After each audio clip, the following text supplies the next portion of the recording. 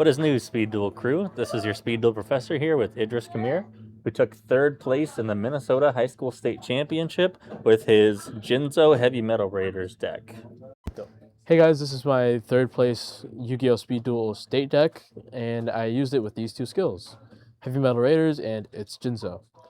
Heavy Metal Raiders, once per turn, if a Dark Machine monster you control would be destroyed by battle, it's not, and it would gain the amount of battle damage that you would have taken.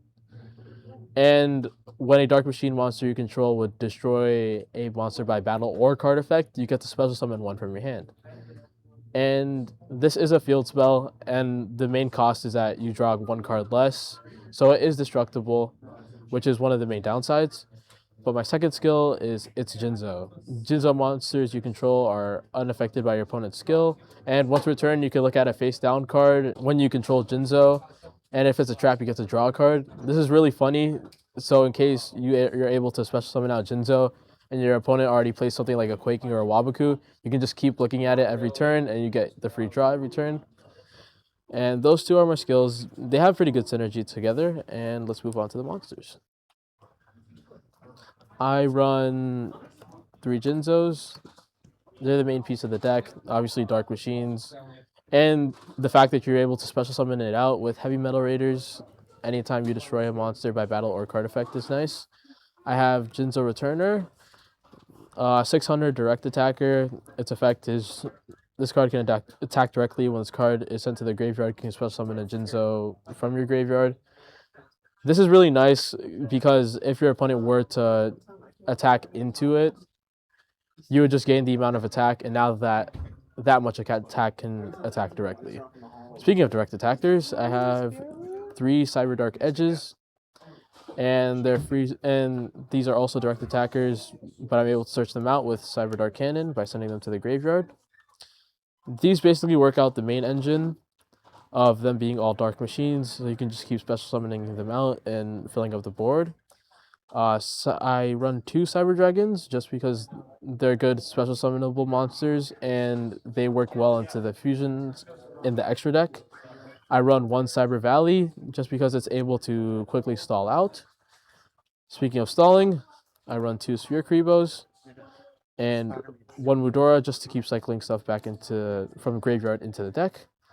Moving on to spells, I run 1 limit. My limit 1 is Mystical Space Typhoon, and my 2 limit 2s are Monster Reborn, and my 1 limit 3 is Cosmic Cyclone.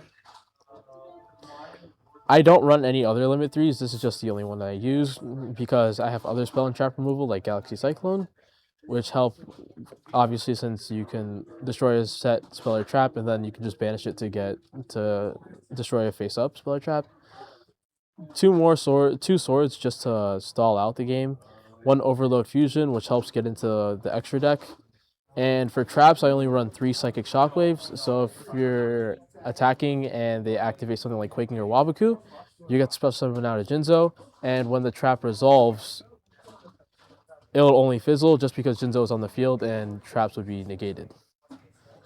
Moving on to the extra deck, I run 1 Chimera Tech Overdragon. This is the only special summonable, this is the only fusion monster that you'd want to get into naturally. And the rest of these are mostly just waking targets. So Destiny End Dragoon, Cyber End Dragon, Blue Eyes Ultimate, and 2 Ojama Kings. When using Waking the Dragon, if your opponent takes it out and has no monsters on the field, and they take it out with something like Mystical Space Typhoon, I would recommend special summoning out Ojama King because it breaks out all 3 of their spots, and now they can't special summon monsters. If your opponent's monsters have a lot of attack, you could use something like Blue Eyes Ultimate, or if they're in defense, you could use Cyber End Dragon. And if they still have high attack, you could also go into Destiny and Dragoon and just destroy it and inflict damage equal to their attack. Moving on to the side deck, speaking of Waking the Dragon, I run 2. Jinzo doesn't actually negate Waking the Dragon since the effect activates in the graveyard, so you're still going to be able to special summon out monsters like Ojama King, Blue Eyes Ultimate, and Cyber End. I run 2 Lost Wind just in case, like if they have special summon monsters, you can just slice their attack in half. And lastly, I run 2 Breakthrough Skills. This is really helpful towards things like Snipe Hunter, Breaker or things like Amazoness Princess or Queen, you can just negate the attack and then, or you can negate its effects, then banish and negate their effects. And that's the deck. I won third place with this. I think it was pretty good. I like the synergy with all the dark machines and stuff. I liked just Jinzo as a character or like as a monster. So it was really nice to be able to get third place with him. And yeah, Congratulations, Idris, on being third place in the high school Minnesota State Championship.